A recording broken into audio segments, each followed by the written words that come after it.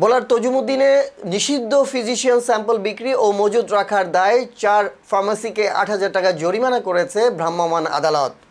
বুধবার 6 আগস্ট উপজেলার সদর বাজারে এই অভিযান পরিচালনা করেন উপজেলা নির্বাহী অফিসার ও নির্বাহী ম্যাজিস্ট্রেট শুভদেবনাথ। অভিযানে ভ্রাম্যমাণ আদালতকে সহযোগিতা করেন জেলা ঔষধ প্রশাসনের ড্রাগ সুপার সুমন বিশ্বাস ও তজুমুদ্দিন থানার পুলিশ সদস্যরা। জননী মেডিকেলকে 2,000 টাকা, আঁখি মেডিকেলকে 4,000, শামীম মেডিকেলকে 1,000 ও পুতুল মেডিকেলকে 1,000 টাকা করে ঔষধ ও কসমেটিক্স আইনে জরিমানা করা হয়।